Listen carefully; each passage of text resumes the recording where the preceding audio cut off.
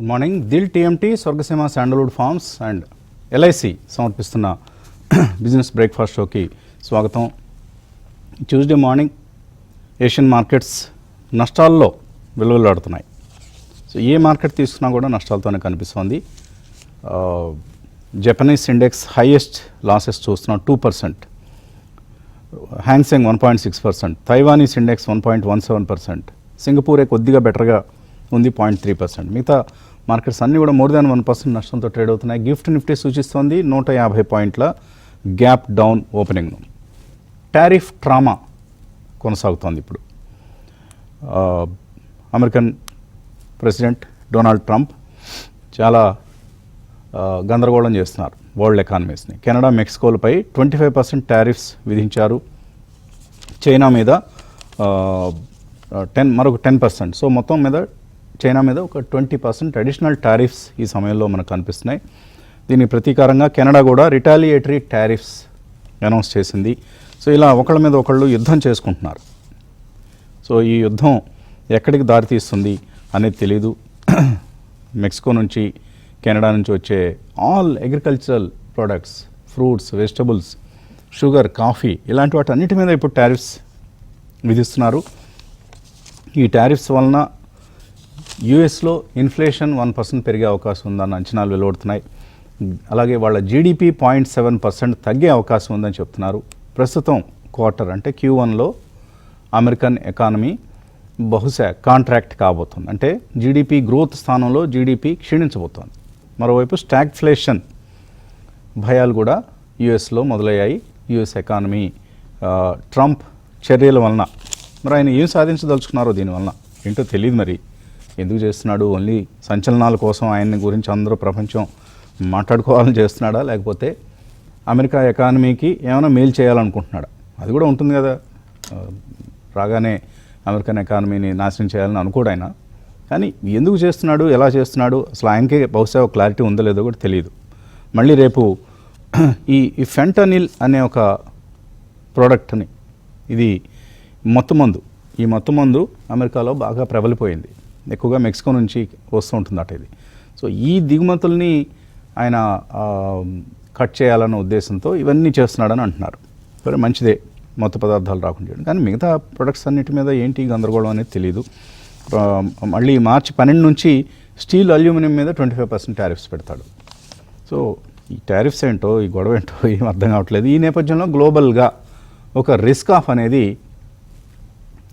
కనిపిస్తుంది మనకు. అది బాండ్స్లో కావచ్చు, ఈక్విటీస్లో కావచ్చు, డాలర్లో కావచ్చు, క్రిప్టోస్లో కూడా.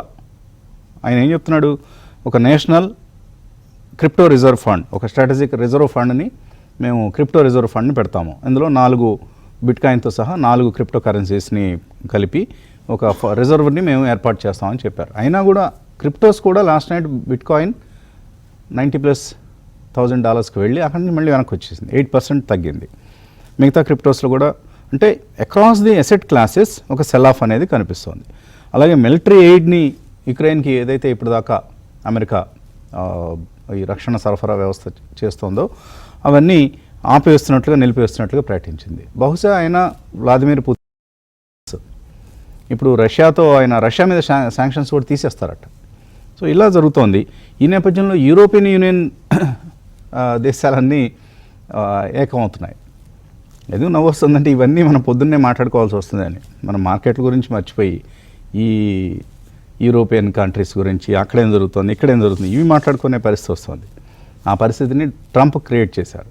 సో ఇప్పుడు యూరోపియన్ నేషన్స్ ఏం చేస్తున్నాయంటే, మేము యుక్రెయిన్కి అండగా నిలబడతాం అని యూరోపియన్ కౌన్సిల్ అధ్యక్షులు అనౌన్స్ చేశారు. చేసి మేము ఆ డిఫెన్స్ సపోర్ట్ అంతా కూడా యుక్రెయిన్కి మేము ఇస్తామని చెప్తున్నారు. దాంతో నిన్న యూరోపియన్ డిఫెన్స్ స్టాక్స్ అన్నీ కూడా 20 to 25% పెరిగాయి. ఈ డసాల్ట్ అని, మరొకటని ఇటువంటి స్టాక్స్ అన్నీ కూడా. సో ఇలా యూరోపియన్ యూనియన్ మొత్తాన్ని ఒకటి చేస్తున్నారు మళ్ళీ ఇప్పుడు ట్రంప్ తన చర్యల ద్వారా. ఆయన వెళ్ళి రష్యా పక్కన చేరుతాడు బహుశా. సో ఇలా ఒక గందరగోళమైనటువంటి జియో పొలిటికల్ ఇష్యూస్ అనేవి కనిపిస్తున్నాయి. ఈ నేపథ్యంలో ఇంకేం బాగుపడతాయి మార్కెట్లు? అసలే ఇండియా నుంచి ఫారిన్ ఇన్వెస్టర్స్ ఉమ్మడిగా ఒకళ్ళతో కలిసికట్టుగా వలస వెళ్ళిపోతున్నారు, చైనాకో మరొక దేశానికో. మరోవైపు ఇలాంటి జియో పొలిటికల్ కన్సర్న్స్ వస్తే ఏ ఫారిన్ ఇన్వెస్టర్ అయినా ఇంకొక దేశానికి వెళ్ళి, మన దేశాన్ని వదిలేయండి, అసలు చైనా కూడా వెళ్తారో లేదో నాకు రాబోయే రోజుల్లో డౌటే. అలాంటి ఒక పరిస్థితి అనేది మనకు కనిపిస్తోంది ఈ జియో పొలిటికల్ టెన్షన్స్ వల్ల. ఇవి ఇక్కడ ఎవరితోనూ ఫిజికల్గా యుద్ధం చేసుకోవట్లేదు, బాంబులు వేసో మరొకటి వేసో. టారిఫ్స్ అనే ఒక ఆయుధాన్ని ఇప్పుడు ట్రంప్ ఏం చెప్తున్నారు, మీ చైనా జపాన్ వాళ్ళందరూ వాళ్ళ కరెన్సీని ఒక ఆయుధంగా చేసుకొని ఎక్స్పోర్ట్స్ చేస్తున్నారు. సో ఆ కరెన్సీ డివాల్యుయేషన్స్ ఇవన్నీ చేసి దీన్ని మేము ఎంత మాత్రం ఉపేక్షించం, సహించబోమంటున్నారు. వాళ్ళందరూ వచ్చి మా దగ్గర ఫ్యాక్టరీలు పెట్టాలి, కెనడా అయినా మెక్సికో అయినా జపాన్ వాళ్ళైనా ఎవరైనా సరే మా దేశంలో ఫ్యాక్టరీలు పెట్టి ఇక్కడే వస్తువులు ఉత్పత్తి చేయాలని చెప్తున్నారు. ఎందుకంటే యూఎస్ ఎకానమీలో ఓన్లీ 10% మ్యానుఫ్యాక్చరింగ్ వాటా, మిగతాదంతా కూడా సర్వీసెసే. వాళ్ళు మ్యానుఫ్యాక్చరింగ్ని దశాబ్దాల కాలంగా ఇతర దేశాలలో స్థిరపరిచి అక్కడ నుంచి వస్తువులు దిగుమతి చేసుకొని వాళ్ళు హాయిగా సర్వీసెస్ మీద ఎదిగే ప్రయత్నం చేశారు. ఇప్పుడు సడన్గా ఆయనకి మ్యానుఫ్యాక్చరింగ్ గుర్తొస్తుంది మళ్ళీ. అరేరే మన ఫారెక్స్ అంతా కూడా అక్కడికి వెళ్ళిపోతుంది, మనం అన్నీ ఇంపోర్ట్ చేసుకుంటున్నాం, ఈ గ్రహింపు వచ్చింది. దాంతో టారిఫ్స్ విధిస్తున్నారు, రెసిప్రోకల్ టారిఫ్స్ అంటున్నారు, మిగతా దేశాలేమో రిటాలియేటరీ టారిఫ్స్ అంటున్నారు. ఇంత హడావుడి జరుగుతోంది. సరే, సౌత్ కొరియా, జపాన్ ఈ దేశాల నుంచి కూడా మనకి ఇప్పుడు వస్తున్నటువంటి డేటా అంత పాజిటివ్గా లేదు. ఉదాహరణకి జపాన్లో అన్ఎంప్లాయ్మెంట్ రేట్ 2.5% పెరిగింది, ఇంతకుముందు 2.4% ఉంది. అక్కడ ఇన్ఫ్లేషన్ కూడా పెరుగుతోంది. సో వాళ్ళు కూడా వడ్డీ రేట్లు పెంచే ప్రయత్నంలో ఉన్నారు. సో ఇటువంటి ఒక పరిస్థితి కనిపిస్తుంది. ఈ నేపథ్యంలో నిఫ్టీ ఇక మనం జూన్ 4th ఏదైతే చూసామో 21,884 దానికి దగ్గరకు వచ్చేస్తుంది. ఇవాళ 22,000 కిందకు వచ్చి కనుక సెటిల్ అయితే ఇంకా 21,884కి మనం 226 పాయింట్ల దూరంలోనే ఉన్నాం as of now. Results day చూసిన లో, ఆ రోజు చూసిన ఇంట్రాడేలో అయితే 21,281.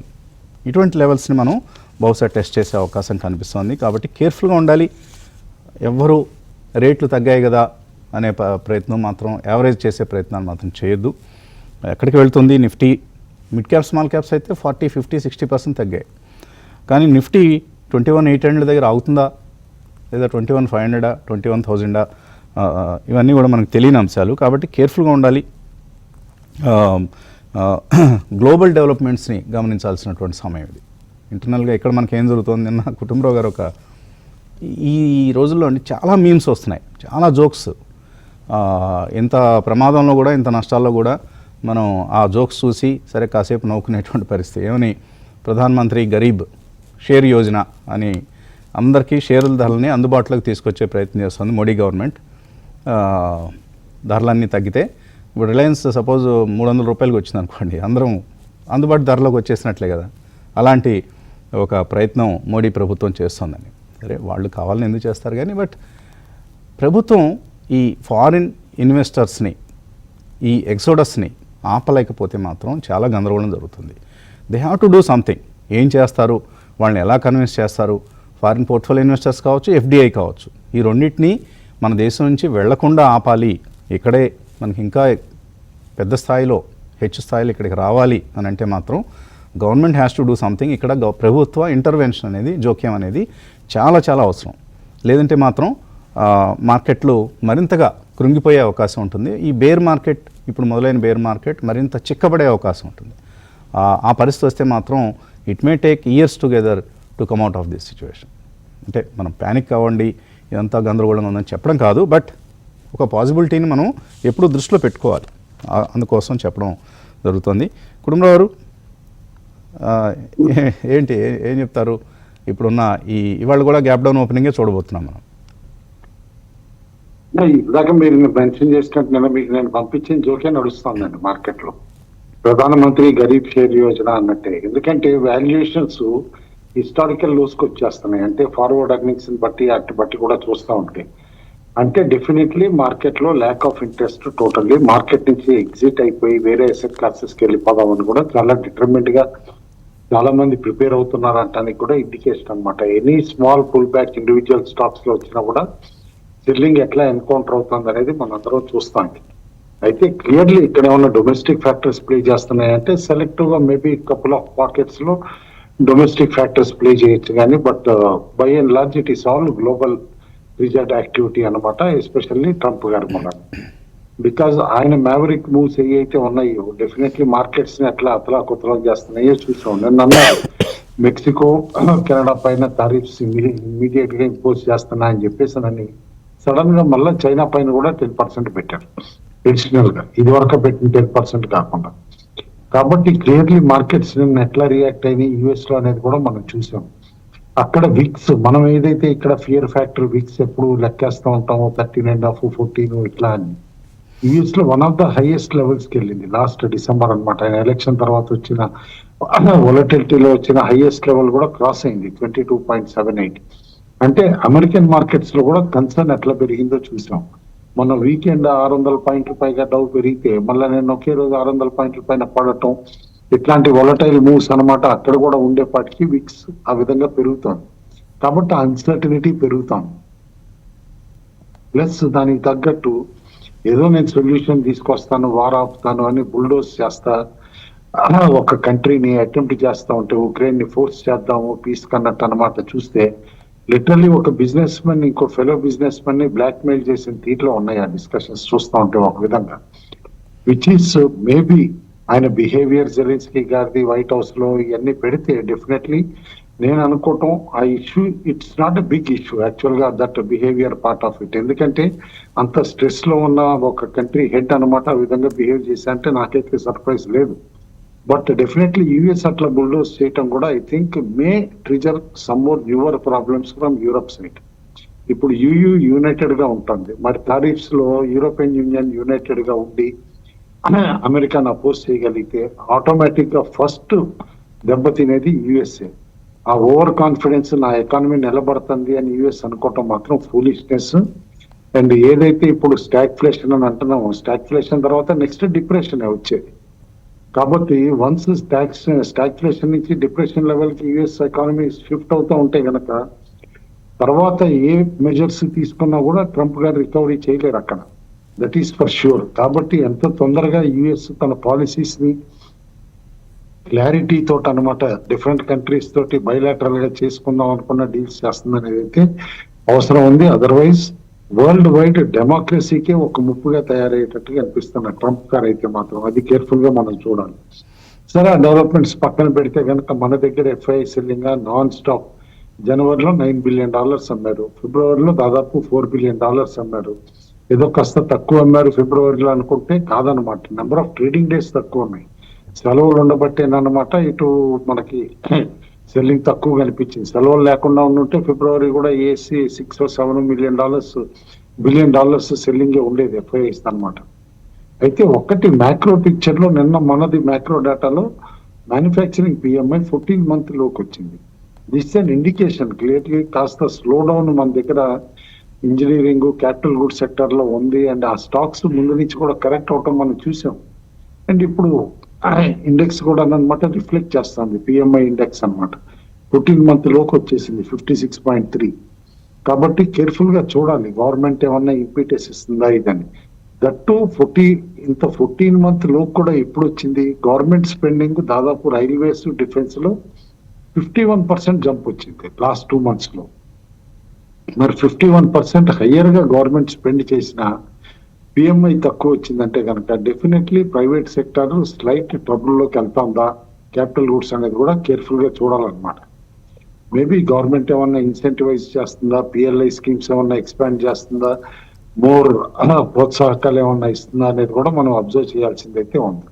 అండ్ రెండో పక్కన సెల్ ఇండియా బై చైనా అన్న దానికి ఊతం ఇద్దాం అన్నట్టు చైనా వెనకాట్ల అమెరికన్ టారిఫ్స్ చేసుకున్నారు, నా ఎకానమీని కాపాడుకుందాం అనుకున్నట్టు అనమాట. డెఫిసిట్ ని కూడా ఇగ్నోర్ చేసి చైనీస్ బడ్జెట్ ఇండికేషన్స్ నిన్న చూస్తూ ఉంటే 30 year లో హైయెస్ట్ డెఫిసిట్ పెట్టి కూడా one of the biggest stimulus package ఇవ్వడానికి చూస్తున్నారు చైనా. ఈ ఫెటాల్ అక్కడ ఎకానమీని ప్రొటెక్ట్ చేసుకోవడానికి అంత పెద్ద స్టిమ్యులస్ ప్యాకేజ్ డెఫిసిట్ ని గేట్ చేయకుండా ఇస్తే ఆబ్వియస్లీ ఎఫ్ఐఎస్ కూడా అట్రాక్ట్ అవుతారు. ఎందుకంటే ఇండియా కోవిడ్ టైం అప్పుడే అంత అగ్రెసివ్ స్టెప్స్ తీసుకోవాలి స్టిమ్యులస్ లో. మరి ఇలాంటప్పుడు తీసుకుంటారంటే కనుక మన కన్జర్వేటివ్నెస్ పర్మిట్ చేస్తుందా లేదా అనేది మనం చూడాలి. దాంతో అనమాట డెఫినెట్లీ చైనా ఫ్యాక్టర్ అనేది తెర మీద ఉండనే ఉంటుంది అని చెప్పేసి కూడా అనుకోవాలి. ఇండిసీస్కి వచ్చామా 9th straight డే నిఫ్టీ పట్టం చూసినాం 9వ రోజు కంటిన్యూస్ గా.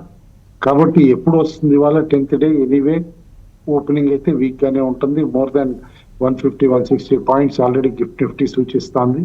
మేబీ అదే ఓపెన్ కూడా కావచ్చు అనమాట. బట్ 22,000 సస్టైన్ చేసుకుంటుందా లేదా అనేది మనం చూడాలి. దట్ ఈస్ మోస్ట్ ఇంపార్టెంట్ అనమాట. End of the day 22,000 sustain చేసుకుని ఆర్ కాస్త రికవరీ వచ్చి 100 పాయింట్ తోటి ఎస్కేప్ అయిపోతే కనుక కాస్త సేఫ్ అయినట్టే అనుకోవాలన్నమాట టెంపరీగా. ఎందుకంటే 10th సక్సెసివ్ డే ఫాలో అవుతుంది. మేబీ ఒక రికవరీ నెక్స్ట్ 2 days 3 days లో. బట్ చూస్తున్నాం ఏ రికవరీ కూడా గంటల్లోనే ఉంటుంది, డేస్ లో కూడా ఉంటుంది. నిన్న కూడా ఓపెనింగ్ ఏదైతే వచ్చిందో గంటల్లోనే ఫిజిల్ అవుట్ అయిపోయింది, మనం చూస్తున్నాం. కాబట్టి అట్లా స్మాల్ రికవరీస్ అయ్యి వస్తాయో ఆ టైం అప్పుడు కూడా వీక్ స్టాక్స్ నుంచి బయటకు వెళ్ళిపోవటానికి చూడాలి. యాజ్ ఆఫ్ నౌ అయితే ఆప్షన్ యాక్టివిటీలో హైయెస్ట్ ఓపెన్ ఇంట్రెస్ట్ 23,000 దగ్గర ఉంది. But it is literally 1,000 points out of the money. చూడాలి, అన్లెస్ మధ్యలో ఇంట్రా మంత్ ర్యాలీ ఒక 22,400 క్రాస్ అయితేనే ఆ లెవెల్ కన్నా అటెంప్ట్ చేస్తుంది అనుకోవాలి. కానీ బట్ యాజ్ ఆఫ్ నౌ అయితే డిస్టెంట్ మిరేజ్ లాగానే కనిపిస్తాం. పుట్ ఆప్షన్స్ 21,500 దగ్గర కూడా బిల్డప్ అవుతున్నాయి స్లైట్ గా. అది కేర్ఫుల్ గా అబ్జర్వ్ చేయమంటాను. వన్స్ 22,000 బ్రీచ్ అయితే on down side 21,500 cannot be ruled out అని చెప్పేసి కూడా అర్థం చేసుకోవాలి. పుట్ కాల్ రేషియోనా 0.8, literally lowest levels. 0.7 is the bottom అని అంటానే ఉన్నాం, 0.8 దగ్గర ఉందన్నమాట. విక్స్ మాత్రం మళ్ళా కొంచెం తగ్గింది నిన్న. మార్కెట్ కాస్త ఎండ్ ఆఫ్ ది డే అనమాట ఫ్లాట్ గా క్లోజ్ అయినా కూడా అరౌండ్ బిలో 14 13.76 దగ్గర ఉంది. కంపారిటివ్లీ యుఎస్ లో విక్స్ పెరిగింది, ఓపెనింగ్ రిమార్క్స్ లో చెప్పడం జరిగింది. కాబట్టి కేర్ఫుల్ గా చూడాలి. మన దగ్గర విక్స్ పెరగటం మొదలైతే కనుక డెఫినెట్లీ మార్కెట్ లో మళ్ళా కొంచెం వొలటిలిటీ పెరిగి కూడా ప్యానిక్ సెటిల్ అవుతుందని చెప్పేసి అయితే అనుకోవాలి. లాంగ్స్ ఏమన్నా బిల్డప్ అయినాయా స్పెక్యులేటివ్ అంటే కనుక కాస్త తగ్గిన స్టాక్స్ లో లైక్ హిమాచల్ కానీ, అదానీ ఎంటర్ప్రైజెస్, టాటా టెక్నాలజీస్ వీటిలో లాంగ్స్ పెరిగినాయి. షార్ట్స్ ఎక్కడ పెరిగినాయి అంటే ఇరడా, టిటాగరు, పతాంజలి ఇలాంటి వాటిలో షార్ట్స్ కూడా బిల్డప్ అయినాయి. డెలివరీ ఎక్కడన్నా కన్విక్షన్ లో కనిపించింది అంటే కనుక బాగా తగ్గినాయి. కాబట్టి రీసెంట్ హైస్ దగ్గర నుంచి టీసీఎస్, భారతీయ ఎయిర్టెల్, ఇన్ఫోసిస్ వీటిలో కాస్త భయం కనిపించింది. మోతీలాల్లో కూడా నిన్న కాస్త భయం కనిపించింది. కానీ బట్ అబౌవ్ 1,000 మళ్ళీ సెల్లింగ్ ఎమర్జ్ అవుతుందని చెప్పేసి అనుకుంటున్నా. జాగ్రత్తగా ఉండాలి. అండ్ ఆల్ ఇన్ ఆల్ బంగారమే స్టేబుల్ గా కనిపిస్తుంది. అదర్ అసెట్ క్లాసెస్ లో చూస్తూ ఉంటే కనుక రూపాయి కూడా క్షీణిస్తూనే ఉంది. తిరిగి 87 పైన సెటిల్ అయిపోతుంది. నిన్న కూడా కాస్త రికవరీ అయినా కూడా 5 పైసా 87.32 దగ్గర ఉంది. తిరిగి 88 వచ్చినా కూడా సర్ప్రైజ్ కాకూడదు. ఎఫ్ఐ నెట్ లాంగ్స్ కూడా క్లోజర్ టు ఇది, నెట్ షార్ట్స్ కూడా క్లోజర్ టు 2 lakhs ఉన్నాయి. కాబట్టి ఓవరాల్ గా మార్కెట్ లో మాత్రం as of now stay away, sit quiet, observe the markets అనమాట. ఓన్లీ కాన్ఫిడెన్స్ ఉండి, ఫండమెంటల్స్ బాగుండి, విజిబిలిటీ బాగుంది, మనం నెక్స్ట్ 2 years అయినా వెయిట్ చేయగలచ్చు. ఇక్కడ నుంచి ఎకానమీ కాస్త క్షీణించిన ఈ కంపెనీ సర్వైవల్ కి ప్రాబ్లం లేదు అనుకున్న స్టాక్స్ లోనే కేర్ఫుల్ గా బాటమ్ ఫిషింగ్ అనమాట. 1000లో ఒక 100 కొన్నాం అట్లా అనమాట. అబ్జర్వేషన్ చేసి అనమాట. ఒక విధంగా చెప్పాలంటే గడ్డివాన్ దగ్గర కుక్క కాపలా కాసినట్టు. ఇప్పుడు గడ్డిని కుక్క తినదు, వేరే వాళ్ళని తిననీయదు. ఫాలింగ్ మార్కెట్ కూడా అంతేనమాట. మార్కెట్ పడతా ఉంటుంది, మనం సైడ్ లైన్స్ లో ఉండి అబ్జర్వ్ చేసి కరెక్ట్ గా ఎప్పుడైతే ఒక బయట అంటూ తీసుకోవాలని అనమాట ఆ టైం అప్పుడే బయట తీసుకోవాలని చెప్పేసి అని అంటాను. ఆల్ ఇన్ ఆల్ ఈ లెవెల్స్ లో సెల్లింగ్ అయితే అడ్వైస్ చేయను. Stay invested with existing positions and wait for recovery patiently అంటాం. ఓకే, విపరీతమైన అమ్మకాల ఒత్తిడి మనం గమనిస్తూ ఉన్నాం మార్కెట్స్లో. ఈ రోజు కూడా సెల్లింగ్ ఆగడం లేదు. ఎవరిని చూసినా సెల్లింగే. రిటైల్ ఇన్వెస్టర్స్ సెల్ చేస్తున్నారు ఇప్పుడు. మొన్న మన వర్క్షాప్కి వచ్చిన వాళ్ళు చాలామంది మొత్తం అమ్మేసిన వాళ్ళు కూడా ఉన్నారు. ఈ మధ్యకాలంలో కంప్లీట్గా ఎగ్జిట్ అయిపోయి ఫ్రెష్గా కూర్చున్న వాళ్ళు కూడా ఉన్నారు కంప్లీట్ క్యాష్ మీద. సో ఇప్పుడు market cap to GDP ratio long term యావరేజ్కి దగ్గరగా వచ్చేస్తుంది. అలాగే నిఫ్టీ 50లో only 18% stocks 200-day simple moving average పైన ఉన్నాయి. 82% 200-day మూవింగ్ యావరేజ్ కింద ఉన్నాయి. మన వర్క్షాప్లో కూడా అనుకున్నాం మనం. నిఫ్టీ 500లో మొన్న 14% అంటున్నాం, బహుశా అది 12% పడిపోయి ఉంటుంది. ఓన్లీ 12% స్టాక్సే 200-day మూవింగ్ యావరేజ్కి పైన ట్రేడ్ అవుతున్నాయి. అటువంటి ఒక బేర్ మార్కెట్లో ఈ బేరిష్ మొమెంటం అనేది మనం గమనిస్తున్నాం. ఇప్పుడు అందరూ అంటున్నారు ఫారిన్ పోర్ట్ఫోలియో ఇన్వెస్టర్స్ అందరికీ ఈ long term capital gains tax అనేది ఒక పెద్ద ఇబ్బందిగా ఉంది, ప్రతిబంధకంగా ఉంది. ఇవన్నీ బేర్ మార్కెట్ కాబట్టి మాట్లాడుకుంటున్నాం. మొన్నటిదాకా ఎవరు ఎందుకు మాట్లాడలేదు? ఎందుకంటే మొన్నటిదాకా రిటర్న్స్ బాగున్నాయి. వాళ్ళు పెంచి long term capital gains tax అనేది వచ్చి ఆల్మోస్ట్ 7 years అయింది. 2018లో ప్రవేశపెట్టారు. తర్వాత లాస్ట్ ఇయర్ 12.5 చేశారు దాన్ని, 10 కాస్త.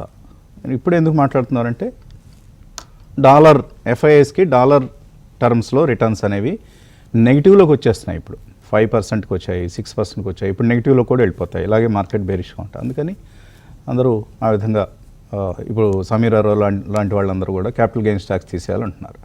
మార్కెట్ లాభాలు ఉన్నప్పుడు ఎవరికి ఏమీ ఇటువంటి గుర్తురావు, ఇప్పుడు గుర్తు వస్తాయి అంతే తేడా. సరే, ఎనీవే మనకైతే వాల్యుయేషన్స్ అట్రాక్టివ్గా మారుతున్నాయండి.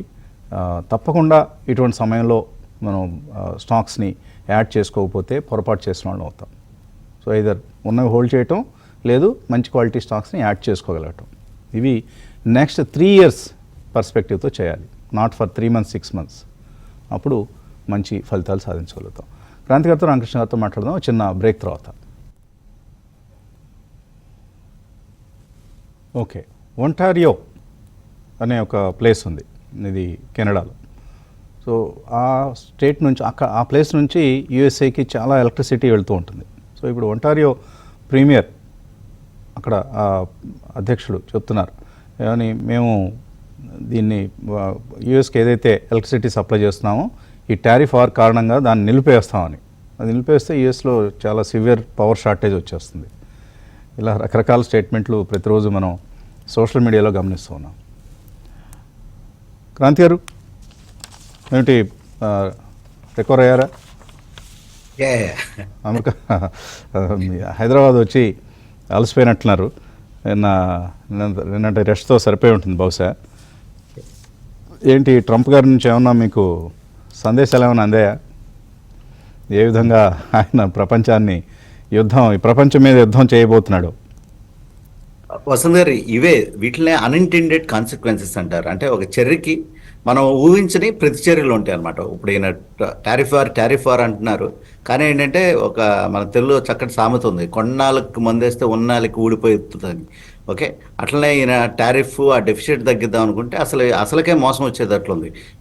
ఒకవైపు ఇన్ఫ్లేషన్ పెరగడానికి ఛాన్సెస్ ఉన్నాయి, ఇన్ఫ్లేషన్ పెరిగితే వెయిట్ చేస్తున్నట్లు ఫెడరల్ రిజర్వ్ వడ్డీ రేట్లు తగ్గిస్తుంది అనుకుంటే పెరగటానికి కూడా ఛాన్సెస్ ఉన్నాయి వసంత్ గారు.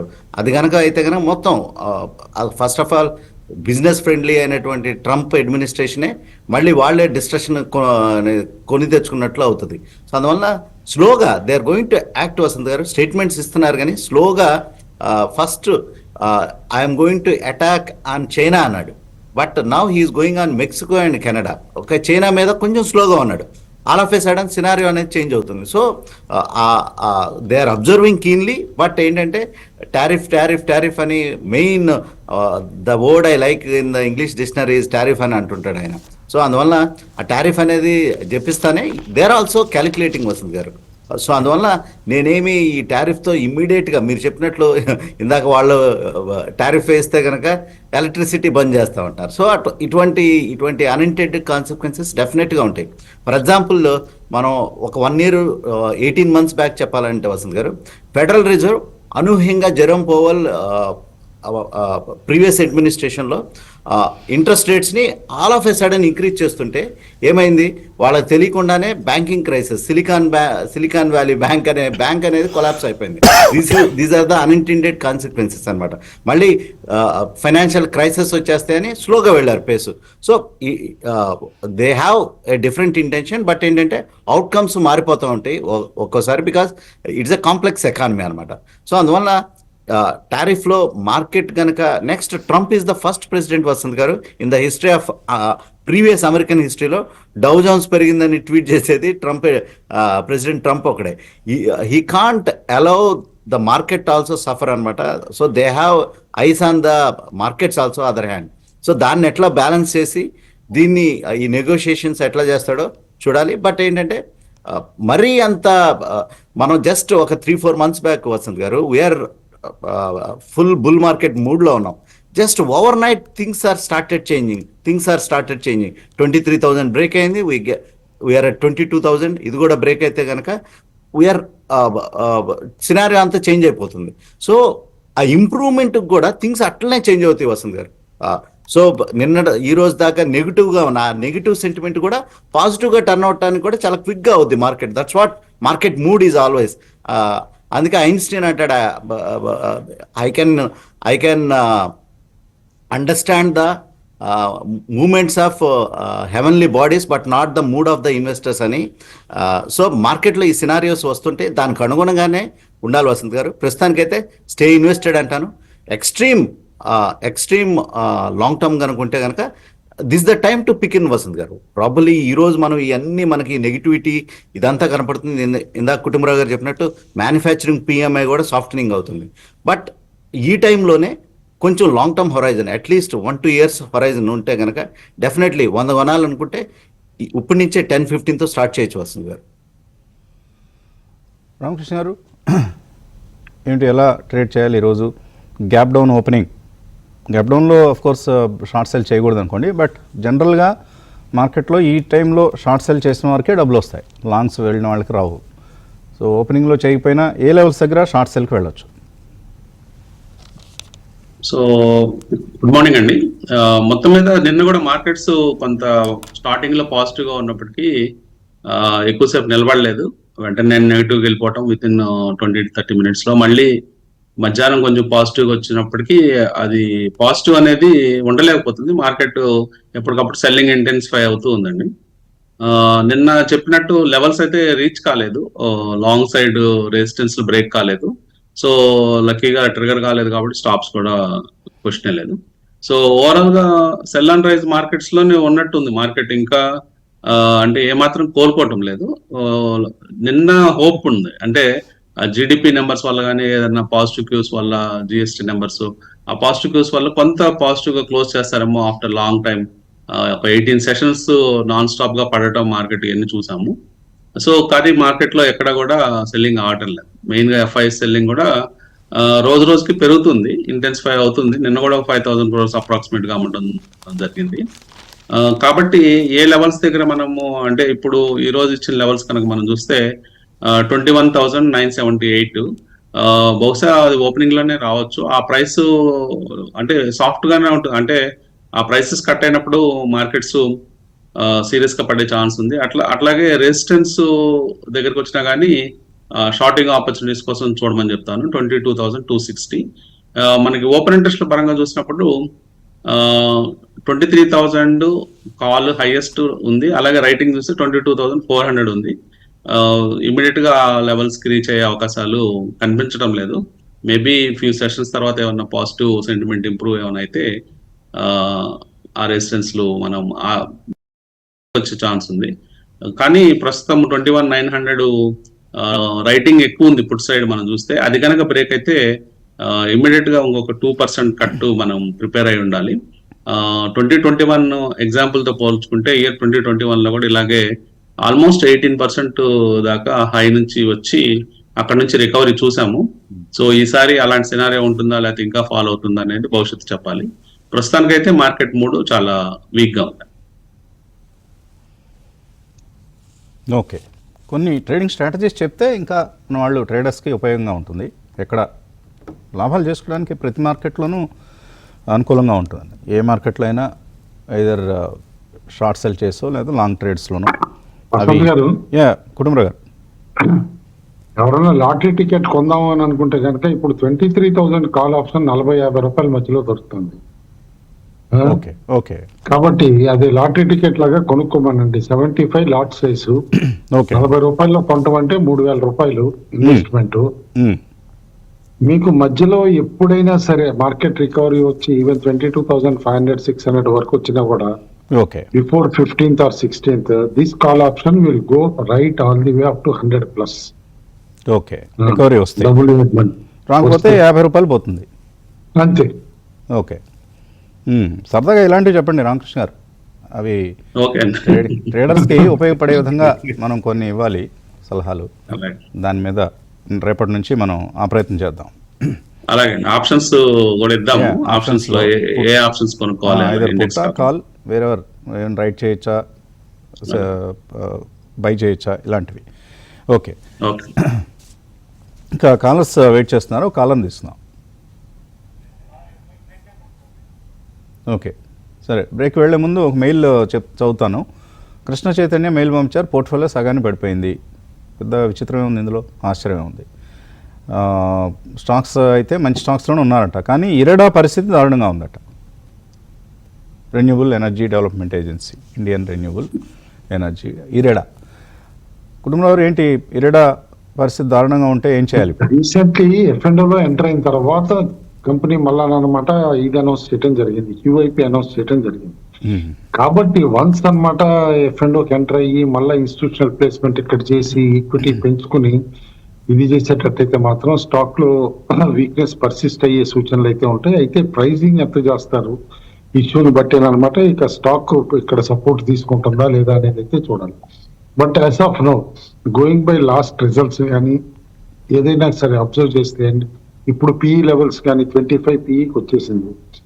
Stock is looking attractive in fact అనమాట. ఇదైతే అమ్మాల్సిన టైం కాదు, పేషెంట్ గా హోల్డ్ చేయమంట. కరెక్టే, బాగా హ్యామర్ అయింది పోస్ట్ ఎంట్రీ ఇంటూ F&O కూడా. బట్ ఈవెన్ స్పెక్యులేటర్స్ ఎవరన్నా బై చేద్దాము 3 months పొజిషన్ ట్రేడ్ కంటే కూడా between 130 to 140 it is a good bet అని కూడా అంటాం. బాగా వీక్గా ఉంది. టెక్నికల్ అయితే అసలు ఎక్కడ అవుతుందో కూడా తెలియనటువంటి పరిస్థితిలో ఉంది. 147, నిన్న కూడా 6% down ఇరెడా. One of the most disappointing stocks. మీరు అన్నట్లుగా దారుణంగా ఉంది. మీరు మరి ఏ ప్రైస్లో కొన్నారో 300 కొనుంటారు గ్యారంటీగా. 150 అయిపోయింది, సగం పడిపోయింది. ఓకే అండి, ఓ బ్రేక్ తీసుకుని వచ్చేద్దాం. కుంభమేళా కారణంగా ఉత్తరప్రదేశ్ GST జనవరి ఫిబ్రవరి నెలలో 1000 కోట్ల రూపాయలు పెరిగిందట. 11 and 14% గ్రోత్ ఈ 2 నెలల్లోనూ యూపీ GST కలెక్షన్స్లో పెరగడానికి కుంభమేళా ఉపయోగపడింది. మంచి మోడల్ కనిపెట్టారు ఉత్తరప్రదేశ్ ఆదిత్య యోగినాథ్ గారి గవర్నమెంట్లో. చక్కటి మంచిదే, ఇది ఎకనామిక్ యాక్టివిటీ జనరేట్ అవుతుంది. సరే, పుణ్యం మిగతా విషయాలు పక్కన పెడతారు. 45 కోట్ల మంది అక్కడ డివోటీస్ వచ్చారని అనుకుంటే ఒక్కొక్కళ్ళు 3000 రూపాయలు ఖర్చు పెట్టినా కూడా 1.35 lakh crores ఖర్చు పెట్టినట్లు అవుతుంది అక్కడ. దాని ఇంకా టోటల్ ఇంపాక్ట్ 1.38 lakh crores అంట.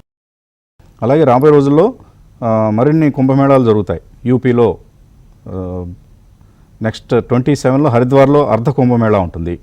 ఆ తర్వాత ఉజ్జయిన్లో 2028లో, 2030లో ప్రయాగ్రాజ్ కుంభమేళా. యూపీ గవర్నమెంట్కి మంచి బిజినెస్ మోడల్ దొరికింది కుంభమేళాల రూపంలో. ఓకే, కాలర్స్ వెయిట్ చేస్తున్నారు, కాలర్ని తీసుకుందాం. హలో సార్, నమస్తే సార్. జగదీష్ అండి, రాజమండ్రి. అడగండి ప్రశ్న. ఆర్టీ సర్ఫెక్టెంట్స్ ఎలా ఉంది సార్? 40% పర్సెంట్ సార్ నేను తీసుకున్న. ఏదండి? ఆర్టీ సర్ఫెక్టెంట్. ఆర్తి సర్ఫెక్టెంట్స్. అవును సార్. ఓకే అండి, 40% తగ్గిందా మీరు కొన్న దగ్గర నుంచి? హోల్డ్ చేయొచ్చా లేదా? ఆర్తి సర్ఫెక్టెంట్స్ కుటుంబంలో ఎవరు ట్రాక్ చేస్తున్నారా? చేస్తున్నామండి. ఆల్ సర్ఫెక్టెంట్ కంపెనీస్ అన్ని కూడా FMCG కంపెనీస్ ఫార్చ్యూన్స్ పైన డిపెండ్ అవుతాయండి. లైక్ ఎందుకంటే బేసికల్లీ సర్ఫెక్టెంట్ అంటే డిటర్జెంట్స్ కి వాటికన్నిటికీ సప్లై చేసే కెమికల్స్ అనమాట. And 2 leading listed companies Aarti ఒకటి, జోసిల్ ఒకటి, మన గుంటూరు బేస్డ్ అనమాట. ఈ 2 కంపెనీలే major surfactant players in the country కూడా. కానీ డెఫినెట్లీ ప్రైజింగ్ ప్రెషర్ ఉంది అని చెప్పేసి లాస్ట్ క్వార్టర్ రిజల్ట్స్ అప్పుడు కూడా చెప్పడం జరిగింది అనమాట. అది లాస్ట్ క్వార్టర్ రిజల్ట్స్ లో రిఫ్లెక్ట్ కూడా అయింది. ఎందుకంటే లోవర్ టర్న్ ఓవర్, కాస్త లోవర్ ప్రాఫిట్స్ కూడా రావటం చూసాం. నేను అనుకోవటం ఇమ్మీడియట్ గా అయితే జంప్ ఆర్తి సర్ఫెక్టెంట్స్ లో నాకు కనపట్లేదు. మేబీ FMCG రివైవల్ ఉంటే ఈ స్టాక్ కూడా రివైవ్ కావచ్చు. అప్పటి వరకు 400 లెవెల్ అంటూ కనుక కట్ అయితే on down side it can go further up to 340, 350 also. Only patience కావాలి. ఇక్కడి నుంచి ఎనీ రికవరీ అప్ టు 540, 550 రావాలంటే couple of quarters good results వస్తేనే వస్తుంది. బట్ అదర్వైజ్ రాదు. యాజ్ ఆఫ్ నౌ అయితే జస్ట్ వెయిట్ అండ్ వాచ్ అంతే. Fundamentally good stock, but industry favourable కాదు యాజ్ ఆఫ్ నౌ. ఓకే, దీనికంటే కూడా గెలాక్సీ సర్ఫెక్టెంట్స్ కొంత బెటర్ పరిస్థితిలో కనిపిస్తుంది. అట్రాక్టివ్ PE లెవెల్స్ దగ్గర అండ్ ఓవరాల్గా స్కోర్ చూసినా కూడా బెటర్గా కనిపిస్తుంది గెలాక్సీ సర్ఫెక్టెంట్స్. మరో కాలర్ లైన్లో ఉన్నారు. హలో, నమస్తే అండి, అడగండి.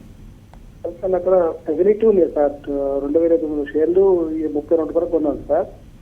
ఈ 40 దాకా పోయినా కానీ అమ్మలేదు. దీన్ని లాంగ్ టర్మ్ ఉంచుకోమంటారా? అలాగే ఇది అమ్మేసుకొని నాటక ఫార్మా ఒకటిను 6,000 కొనుక్కోమని. నాట్కో ఫార్మా RVNL ఈ రెండు ఏంటంటారు? అంటే ఒకటి సెక్యూరిటీ అమ్మేసి ఆ డబ్బుతోని 6,000 ఉంటుంది నాటక ఫార్మా కొనుక్కోమంటారా లాంగ్ టర్మ్ కోసం, లేకపోతే దీన్ని అలాగే ఉంచి లాంగ్ టర్మ్ ఆ రెండు కొనుక్కోవచ్చు దీంట్లో. నాట్కో ఫార్మా RVNL కొందాం అనుకుంటున్నారు ఇప్పుడు. సెక్యూరిటీ సంగతి చెప్తాను. సెక్యూరిటీ కూడా నేను ప్రాఫిట్ అమ్మలేదు సార్, ఇప్పుడు కొంచెం ప్రాఫిట్ తగ్గింది, ఉంచుకోవచ్చా లాంగ్ టర్మ్ కోసం 2 years అట్లా. ఫస్ట్ అడిగిన స్టాక్స్ అయితే నాకేం అర్థం కాదు అసలు. ఈ స్పీకర్ సరిగా security sir, facility security sir, అది అమ్మేద్దాం అనుకుంటున్నారా? అది అమ్ముకోమంటారు, అది ఉంచినా కానీ లాంగ్ టర్మ్ పర్లేదా అట్లా సార్? లాంగ్ టర్మ్ ఉంచుకోదగిన స్టాక్ అండి, ఈ మధ్య కదా లిస్ట్ అయింది. మీరు దానికి టైం ఇవ్వకుండా 3 నెలలకే కడబడి పరిగెత్తే వాళ్ళు అయితే మీరు ఇంకా నాటకో ఫార్మాలో ఏముంటారు? అది 3 ఏళ్ళు విసిగిస్తుంది, అదే 3 సంవత్సరాలు విసిగిస్తుంది. ఏం పేరున్నారు మీ పేరు? హనుమాన్ సింగ్ అండి, ఖమ్మం. ఆ, హనుమాన్ సింగ్ ఖమ్మం సార్. ఓకే సరే, కుటుంబంలో మీ సలహా ఏంటి? లేదండి సెజిలిటీ ఇండియా ఉన్నాయట, అది అమ్మేసుకొని నాటకో ఫార్మా ఉంటారట.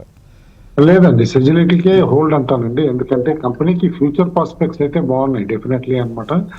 అదే రీసెంట్లీ మధ్యలో ఇన్స్టిట్యూషనల్ యాక్టివిటీ కాస్త పెరిగినా కూడా మార్కెట్ ఓవరాల్ వీక్నెస్ లో స్టాక్ కూడా కాస్త వీక్ అవటం. అండ్ ఇంకొకటి మనం కాంక్రీట్ గా చెప్పాలంటే కూడా అట్లీస్ట్ ఒక 2-3 quarters ది రిజల్ట్స్ చూడాల్సి వస్తుంది. This A newly listed company అనమాట, ఇప్పుడిప్పుడే లిస్ట్ అయింది. ఈ హైపర్ యాక్టివిటీ ఉండటం వల్లనే ASM స్టేజ్ 3లోకి వెళ్ళి 5% లో కూడా ఉందన్నమాట. స్టాక్ వన్స్ రిస్ట్రిక్షన్స్ నుంచి బయటకు వచ్చిన తర్వాత ట్రూ వాల్యూ కూడా ఉండొచ్చు. ఈ సెజిలిటీ నుంచి అయితే నాట్కోకి షిఫ్ట్ అవ్వద్దు అంటాను. If at all fresh money ఉంటే నాట్కోకి కమిట్ చేయొచ్చు as of now for maybe 1 year, 1.5 year, 2 years waiting period ఉంది నాకు, హోల్డ్ చేయగలను అంటే కనుక Natco can give good returns. Okay, మరో కాలర్ లైన్లో ఉన్నారు. Hello, good morning sir. Morning అండి. నా పేరు రమా అండి. సార్ నేను 348 IDA షేర్ తీసుకున్నానండి. ఏదండి? ITI సార్ 348 తీసుకున్నాను sir. Okay, Vishal mega 114 April వరకు చేరుకున్నాను సార్. ఓకే సార్ మరి యావరేజ్ చేయమంటారా సార్, ఎగ్జిట్ అమ్మంటారా? క్రాంతి గారు ఏంటి తీసుకున్నాను సార్. IRFC కొందాం అనుకుంటున్నారా? కొన్నాను సార్, 158 సార్. 158లో IRFC కొన్నారు. అవును సార్. సరే, క్రాంతి గారు ఏంటి ITIలో ఏం జరుగుతోంది? వసంత్ గారు ఇది పెద్ద బిజినెస్ యాక్టివిటీ ఏముండదు వసంత్ గారు, ల్యాండ్ బ్యాంక్ స్టోరీలో అన్నీ ఉన్నాయి ఐటీఐలో. ఒక స్పెక్యులేటివ్ అయితే నడిచింది ఈ స్టాక్లో. బుల్ మార్కెట్లో ఈ స్టాక్ అనేది తెరపైకి వస్తూ ఉంటుంది అనమాట, డిస్ఇన్వెస్ట్మెంట్ న్యూస్ ఇదంతా ఉంటుంది.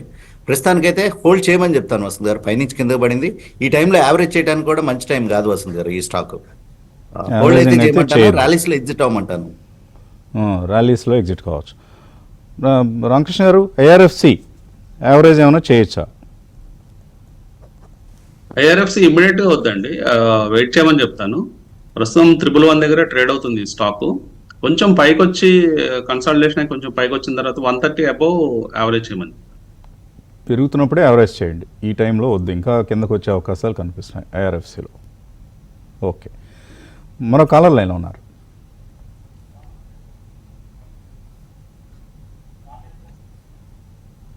ఓకే సరే, మెయిల్స్లోకి వెళ్ళిపోదాం. విహారీ అనే పేరుతో వచ్చినది. KPI గ్రీన్ ఉన్నాయి 555లో, Rossari biotech, Varun beverages, NCC, BEL ఇవన్నీ ఉన్నాయి. ఎట్ వాట్ ప్రైస్ యావరేజ్ చేయొచ్చు? కుటుంబానికి వీటిలో యావరేజింగ్ ఏమైనా చేయాలా? రోసారీ బయోటెక్, వరుణ్ బెవరేజెస్ వాళ్ళు ఆయన మెన్షన్ చేసిన స్టాక్స్ అన్ని కూడా గుడ్ స్టాక్స్ అండి. బట్ యావరేజింగ్ అనేది యాజ్ ఆఫ్ ఈ వీక్నెస్ లో యావరేజింగ్ చేసే కంటే లాస్ట్ క్వార్టర్ రిజల్ట్స్ చూసి, అంటే Q4 రిజల్ట్స్ వచ్చిన తర్వాత చూసి, మేబీ ఏప్రిల్లో అనమాట ఏ కంపెనీస్ అయితే ప్రాస్పెక్ట్స్ సస్టైన్డ్ గా ఉన్నాయో ఆ స్టాక్స్ డెఫినెట్లీ యావరేజ్ చేయమని చెప్పేసి అప్పుడు అంటాను. Like NCC might be a good bet. By the time April వచ్చే టైంకి ఆర్డర్ బుక్ రివీల్ అయ్యి క్లోజర్ టు 160, 150 అట్లా ఉంటే it will be a good bet. Similarly Rossari కూడా is doing well as of now అనమాట. కాబట్టి ఆ రిజల్ట్స్ వరకు వెయిట్ చేయమంట. హడావుడిగా అయితే ఏమీ లేదు, ఆయన కొన్న ప్రైస్ పాయింట్స్ మనకు తెలియదు. But definitely these are good stocks which he has purchased and overall market సినారియోని బట్టి ఇప్పుడు 52-week లోస్ దగ్గర ఉన్నాయి. అయితే ఆయన కొన్న దగ్గర నుంచి 20% పడినాయా 30% పడినాయా అవన్నీ మనకు తెలియకపోయినా ఇండస్ట్రీ పిఈని బట్టి ఇప్పుడు ఒకసారి ఉంది 30 పిఈ ఉంది. 30 PE is very low industry కూడా అనమాట. అది కేర్ఫుల్ గా చూడాలి మనం. కాబట్టి మేబీ ఇక్కడ నుంచి ఇంకా ఒక 50 రూపాయలు తగ్గితే it becomes definitely averaging case. అందుకని చెప్పేసి ఆ పర్ఫెక్ట్ గేమ్ ప్లాన్ పెట్టుకుని యావరేజింగ్ చేయమంటాను, అంతేగాని బ్లైండ్ గా ప్రైస్ చూసి యావరేజింగ్ చేయొద్దంటాను. ఓకే, భారీ నష్టంతో మనకు నిఫ్టీ ఓపెన్ కావడం చూస్తున్నాం. 150 పాయింట్ల నష్టం నిఫ్టీలో ఉంది ఈ సమయంలో. సెన్సెక్స్ 415 పాయింట్ల నష్టంతో, అలాగే బ్యాంక్ నిఫ్టీ కొంత బెటర్గా ఉంది. 100 పాయింట్ల నష్టమే మనం బ్యాంక్ నిఫ్టీలో చూస్తున్నాం. మిడ్ క్యాప్ ఇండెక్స్ చాలా భారీ నష్టంతో మనకు ఓపెన్ అయింది, 1.7%. నిఫ్టీలో కేవలం 3 స్టాక్స్ లాభాలతో ఉన్నాయి, SBI, HDFC bank, ICICI bank. మిగతా స్టాక్స్ 47 స్టాక్స్ నష్టాలతోనే ఉన్నాయి. అలాగే టాటా ఇన్వెస్ట్మెంట్ ఇది ఒకటి 4.5% పెరిగింది. కారణం టాటా క్యాపిటల్ పబ్లిక్ ఇష్యూ రావటం అయి ఉండొచ్చు. మోస్ట్లీ $11 బిలియన్ వాల్యుయేషన్ని టాటా క్యాపిటల్ ఎక్స్పెక్ట్ చేస్తోంది మార్కెట్ నుంచి ఐపీఓ ద్వారా. కాబట్టి టాటా ఇన్వెస్ట్మెంట్లో ఒక అప్ మూవ్ చూస్తున్నాం. ఎంపీఎస్ లిమిటెడ్ ఇది కూడా ఆల్మోస్ట్ 6% పెరగటం చూస్తున్నాం. మిడ్ క్యాప్స్లో బెర్త్ చాలా నెగిటివ్గా ఉంది. కొన్ని స్టాక్స్ ఎక్కడో ఒకటి షాఫ్లర్ ఇండియా ఒకటి 4% పెరిగింది. జీహెచ్సిఎల్ పెరిగింది, కొంత లాభంతో కనిపిస్తుంది. అకుమ్స్ డ్రగ్స్ 2% పెరిగింది. కేఎస్బి పంప్స్, అలాగే కార్బొరాండమ్, వోల్టాస్, డామ్స్ industries, Deepak fertilisers, SBFC finance, Alok industries ఇలాంటివి కొంత లాభాల్లో మనకు కనిపిస్తున్నాయి. నష్టపోయిన స్టాక్స్లో బికాజీ ఫుడ్స్, ఐటీఐ ఇప్పుడే ఎవరు అడిగారు, మరొక 4% నష్టపోయింది ఇవాళ. Narayana Hrudayalaya, Phoenix mills, Chalet hotels, oil India, Lemon Tree, Mphasis, నోవమా health, Kirloskar brothers, Petronet LNG ఇలాంటి కౌంట్. అరవింద్ ఒకటి ఆల్మోస్ట్ 9% తగ్గింది. ఇంటర్నేషనల్ జెమలాజికల్ ఇన్స్టిట్యూట్ నిన్న 10% లోవర్ సర్క్యూట్, రిజల్ట్ రియాక్షన్ చాలా నెగిటివ్గా ఉంది. ఇవాళ కూడా ఆల్మోస్ట్ లోవర్ సర్క్యూట్కి దగ్గరగా ఉంది. ఏబీ రియల్ ఎస్టేట్ ఇది కూడా, ఈ స్టాక్ కూడా వీక్గా ఓపెన్ అయినటువంటి, అంటే బాగా గ్యాప్ డౌన్ ఓపెనింగ్స్ కనిపిస్తున్న స్టాక్స్లో ఇవి కొన్ని. రామకృష్ణ గారు, సో మార్కెట్స్ సపోర్ట్స్ దగ్గర సపోర్ట్ తీసుకున్నట్టు కనిపిస్తుంది, కానీ ఎక్కువ వాలటిలిటీ ఉండే అవకాశం ఉందండి. నిన్నట్లాగే కొంత వాలటిలిటీ తర్వాత మేబీ మార్కెట్స్ పెరగాలన్నా ముందు 1-2 రోజులు కన్సాలిడేషన్ అయ్యే అవకాశాలు ఉన్నాయి. సో ఇండెక్స్లో డైరెక్ట్గా ఫ్యూచర్స్లో కంటే ఆప్షన్స్ ట్రేడింగ్లో ఏమైనా చేయదలుచుకుంటే 21,500 పుట్ని షార్ట్ చేయొచ్చు. అరౌండ్ 110-120 మధ్యలో వచ్చినప్పుడు, ఇప్పుడు 95-96 జరుగుతుందండి మంత్లీ ఆప్షన్. సో 21,500 పుట్టు 110-120 మధ్యలో వచ్చినప్పుడు ఒక షార్టింగ్ అటెంప్ట్ ట్రై చేయొచ్చు. స్టాప్ లాస్ ఒక 25 పాయింట్స్ స్టాప్ లాస్, టార్గెట్ ఒక 60 పాయింట్స్ టార్గెట్. ఓకే, మెయిల్స్ తీసుకుందాం. ఆదిత్య అడుగుతున్నారు కరీంనగర్ నుంచి. ఓల్డ్ ట్యాంప్ 8,700 తీసుకున్నారు. జిందాల్ సా కొన్నారు 299లో.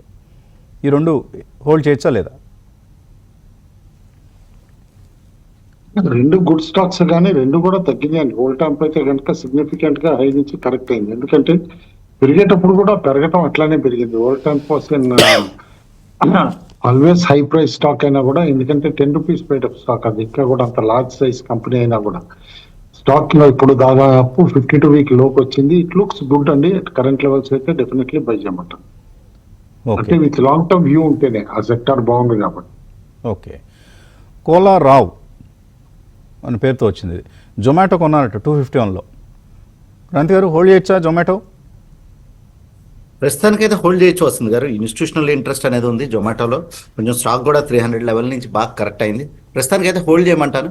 ఇన్ కేస్ ఈ రేంజ్ నుంచి కూడా జొమాటో కనుక డిప్ వస్తే, సిగ్నిఫికెంట్ డిప్ వస్తుంది గారు. ఇక్కడ నుంచి ఇంకొక 50 రూపీస్ కనుక డిప్ అట్లాంటిది వస్తే, ఎందుకంటే మార్కెట్ 22,000 లెవెల్ చాలా crucial sentimental and psychological level వస్తుంది గారు. అది బ్రేక్ అయిందంటే మార్కెట్లో కొంచెం సెల్లింగ్ రావడానికి ఎక్కువ ఛాన్సెస్ ఉన్నాయి.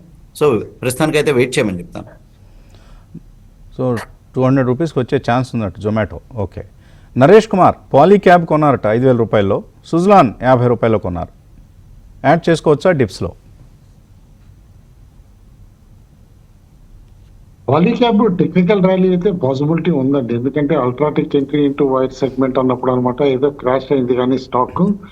బట్ లాస్ట్ రిజల్ట్స్ కానీ అవన్నీ కూడా చూస్తూ ఉంటే కనుక కంపెనీ సైజుని బట్టి కూడా ఇండస్ట్రీలో UltraTech effect will be very short lived అని అంటాను. It will not be like paint ఇండస్ట్రీలో కనుక బిర్లా ఓపస్ ఎంట్రీ లాగా ఇందులో కూడా ఏదో డిస్ట్రప్టివ్ గా ఉంటుందని మరీ ఎక్కువగా అయితే నేను అనుకోవట్లేదు. Definitely start buying Polycab at current levels. Okay, Vinay అడుగుతున్నారు వరుణ్ బెవరేజెస్, జొమాటో, మజగాన్ డాక్, స్పందన స్ఫూర్తి ఇవన్నీ కొందాం అనుకుంటున్నారు ఈ టైంలో లాంగ్ టర్మ్ కోసం, కొనుక్కోవచ్చా? స్పందన అడ్వైజబుల్ కాదండి. Varun beverages even positional trade గా సమ్మర్ స్టాక్ కింద కొనమంటాను, ఎందుకంటే బట్ ఒకటే కాషన్ అందులో కూడా అనమాట. ఈసారి బెవరేజెస్ లో సాఫ్ట్ డ్రింక్స్ లో చూడాల్సింది ఏంటంటే రిలయన్స్ కాంపిటీషన్ ఎట్లా ఉంటుంది అని చెప్పేసి. ఎందుకంటే రిలయన్స్ ఇప్పుడు రీలాంచ్ చేసి కాంపాకోలా ఇవన్నీ తీసుకొచ్చిన తర్వాత ఏమన్నా పెప్సీ, కోక్ ఇటు వాట్ మార్కెట్ షేర్ తీసుకుంటుందా కొంత అని చెప్పేసి అనేది చూడాల్సి వస్తుంది. But definitely at current levels for positional trades కూడా ఓకే అంటాను.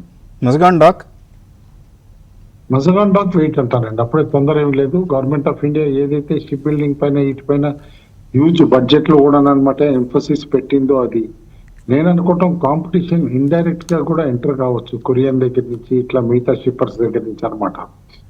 ఇమీడియట్ గా చేసి అయితే కొన్నాం from current levels. Mazagon dock wait and watch అంటాం. ఆర్చియన్ కెమికల్స్ హోల్డ్ చేస్తున్నారట 685లో. శ్యామ్ హోల్డ్ చేయొచ్చా, సెల్ చేయొచ్చా? షార్ప్ గా తగ్గిందండి ఆఫ్టర్ రిజల్ట్ కూడా అనమాట. But it's one of the better chemical companies కూడా, ఎందుకంటే సాల్ట్ బేస్డ్ దాంట్లో లిటరల్లీ మొనాపొలీ ఉంది. ప్లస్ అనమాట ఆయిల్ ఫీల్డ్స్ కి సప్లై చేసే కెమికల్స్ కంపెనీలు ఏదైతే టేక్ ఓవర్ చేశారో it has been commission also now. కాబట్టి నెక్స్ట్ 2-3 quarters లో it will company is going to report very good results also. Hold అండి, తిరిగి కంబ్యాక్ వచ్చేస్తుంది అందరూ. ఓకే, కొంత రికవరీ కనిపిస్తోంది నిఫ్టీలో. 22,000 పైకి వచ్చింది, మళ్ళీ 97 పాయింట్ల నష్టంతో ఈ సమయంలో ట్రేడ్ అవుతుంది. Thank you all the analyst. ఇది ఇవాల్టి breakfast show. Thanks for watching.